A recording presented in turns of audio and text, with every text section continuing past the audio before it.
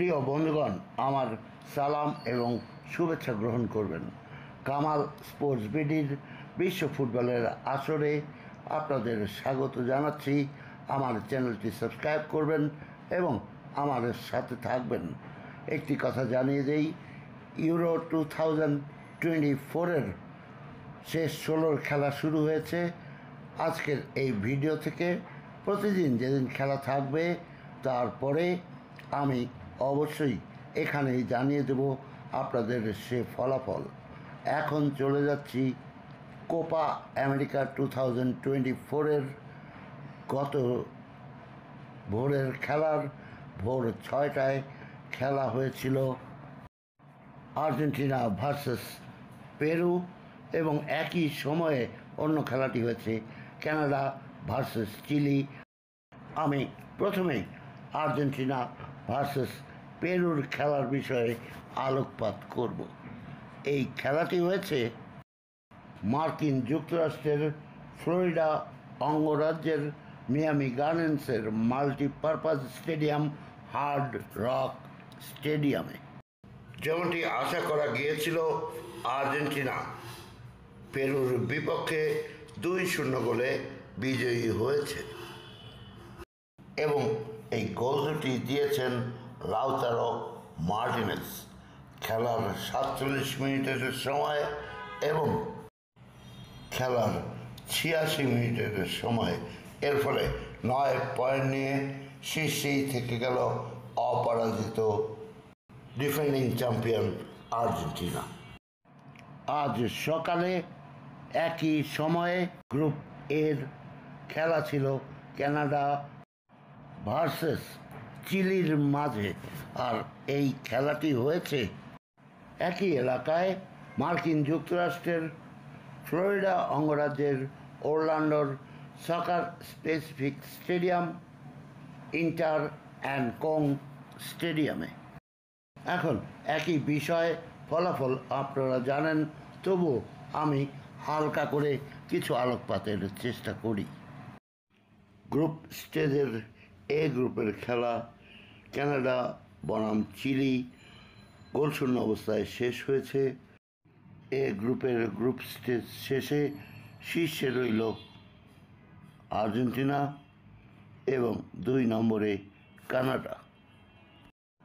আপনারা জানেন, গত রাত 10টা থেকে ইউএফা ইউরো 2024 জার্মানির গ্রুপ 16-এর খেলা শুরু হয়ে গেছে। এটি নকআউট পর্ব, আর গত রাত 10টায় খেলায় অংশ নিয়েছে সুইজারল্যান্ড ভার্সেস ইটালি।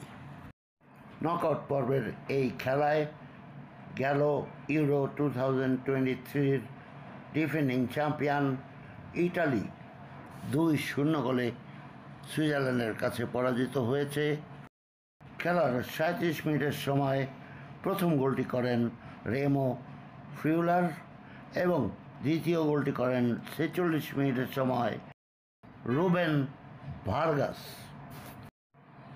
এদিকে রাত 1টার সময় খেলা ছিল স্বাগতিক জার্মানি ভার্সেস ডেনমার্ক, আর এই খেলাটি হয়েছে জার্মানির ডর্টমুন্ড শহরের বরুসিয়া ডর্টমুন্ডের নিজস্ব স্টেডিয়াম সিগন্যাল ইডুনা পার্ক স্টেডিয়ামে।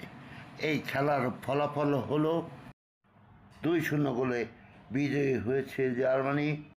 প্রচণ্ড ঝড় বৃষ্টি এবং বজ্রপাতের জন্য এই খেলা অনেকক্ষণ বন্ধ ছিল।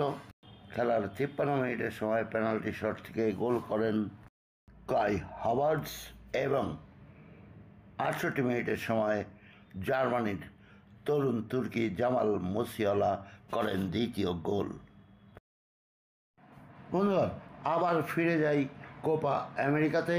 কোপা আমেরিকার আগামীকালের খেলা 1 জুলাই সোমবার ভোর 6টায় মেক্সিকো ভার্সেস ইকুয়েডর এবং 1 জুলাই সোমবার একই সময়ে জ্যামাইকা ভার্সেস ভেনেজুয়েলা।